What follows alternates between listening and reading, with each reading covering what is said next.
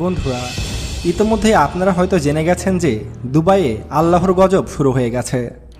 এই যে ইহুদি রাষ্ট্র ইসরায়েল ইচ্ছামতো ফিলিস্তিনদের ওপরে নির্যাতন চালাচ্ছে, গণহত্যা চালাচ্ছে, তারপরও কিন্তু চুপ ছিল মধ্যপ্রাচ্যের অন্যতম ধনী রাষ্ট্র সংযুক্ত আরব আমিরাত, যাকে আমরা সবাই দুবাই নামে চিনে থাকি।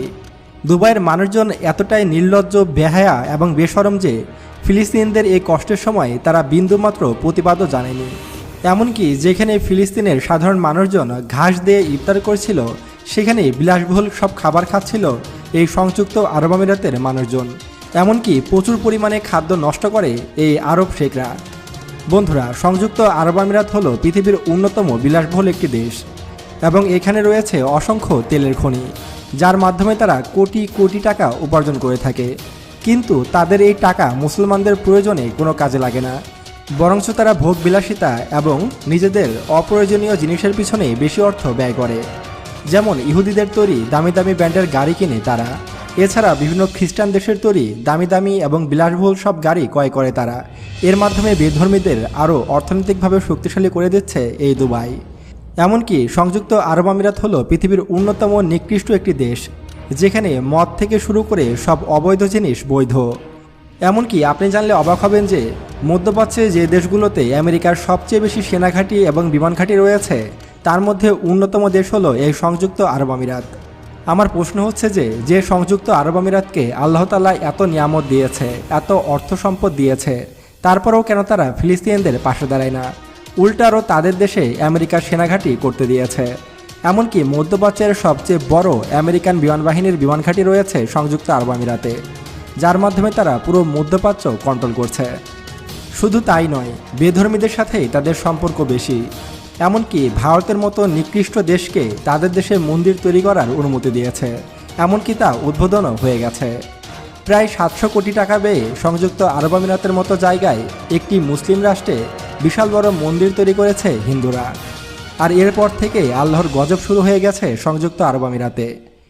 এই মরুভূমিতে আল্লাহ তাআলা এতটা ভারী বৃষ্টি দিচ্ছে যে আল্লাহর দেওয়া এই বৃষ্টিতে সব কিছু ডুবে যাচ্ছে। এমনকি দুবাইয়ের এয়ারপোর্ট শুদ্ধ ডুবে গেছে পানি নিচে। সেখানে 500টিরও বেশি ফ্লাইট বাতিল করা হয়েছে। দুবাইয়ের প্রায় সকল রাস্তা এখন পানির নিচে। এমনকি অতিবৃষ্টির ফলে দুবাইয়ের একজন নাগরিক মারাও গেছে। এই প্রথম অতিবৃষ্টির কারণে দুবাইয়ের কেউ মারা গেল। শুধু অতিবৃষ্টিই নয়, সেখানে ভয়াবহ বজ্রপাত হচ্ছে। এমনকি আকাশ ফেটে পড়ছে এমনটা মনে হচ্ছে, যেন কিয়ামত ঘনিয়ে আসছে।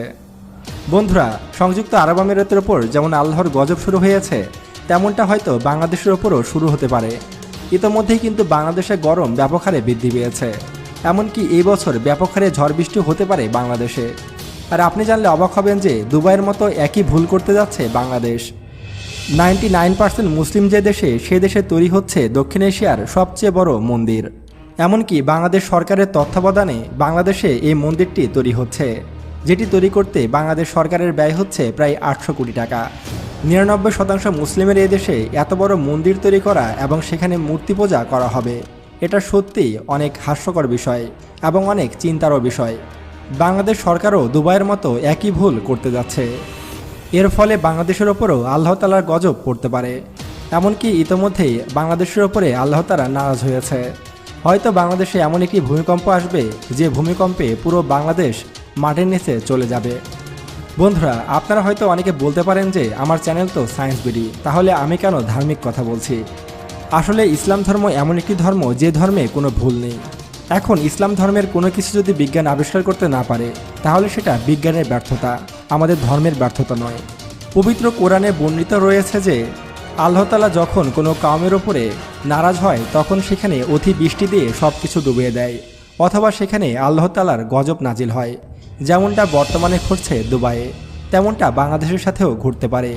যে ভারত তাদের দেশে বাবরি মসজিদ ভাঙে, যে ভারত তাদের দেশে মুসলিমদের ওপর নির্যাতন চালায়, যে ভারত তাদের দেশে মুসলিমদেরকে গণহারে হত্যা করে, যে ভারত তাদের দেশে মুসলিম নারীদেরকে গণধর্ষণ করে, সে ভারতের কোনো স্থান এই বাংলার মাটিতে হবে না।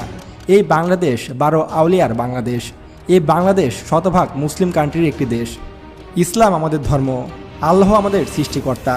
সেই আল্লাহর নামেই এই জীবন হাজারবার বিলিয়ে দেব, তবুও এই বাংলার মাটিতে এই হিন্দুদের এই সব কার্যকলাপ আমরা করতে দেব না। আল্লাহ তাআলা আমাদের সকলকে সঠিক বুঝ দান করুক। আর আসুন আমরা সকলে 5 ওয়াক্ত নামাজ আদায় করি, আল্লাহর পথে আসি এবং আল আকসা রক্ষায় আমরা সকলে জীবন দেই এবং ওই ইহুদির বাচ্চাদের দেখিয়ে দিই ইসলাম কোনো ছোট ধর্ম না, আর মুসলমানরা এতটা দুর্বল নয়। আল্লাহর পথে, আল্লাহর রাস্তায় এই মুসলমানরা হাসতে হাসতে নিজের জীবন দিতেও রাজি আছে। বন্ধুরা, বাংলাদেশে হিন্দুদের যে বৃহৎ মন্দিরটি তৈরি হচ্ছে তার নাম ইসকন স্বামীবাগ টেম্পল। এটি হবে এশিয়ার সবচেয়ে বড় মন্দির এবং এখানে হিন্দুদের সকল সুযোগ সুবিধা থাকবে। আপনাদের মধ্যে কেউ যদি এই মন্দির সম্পর্কে বিস্তারিত জেনে থাকেন তাহলে অবশ্যই আমাদেরকে কমেন্ট করে জানাতে পারেন এবং আপনারাও আমার সাথে একমত কিনা সেটাও আমাদেরকে কমেন্ট করে জানাতে পারেন এবং আপনার মতামত অবশ্যই আমাদের সাথে শেয়ার করবেন। তো আজকে এ পর্যন্তই, দেখা হচ্ছে পরবর্তী ভিডিওতে। আল্লাহ হাফেজ, আসসালামু আলাইকুম।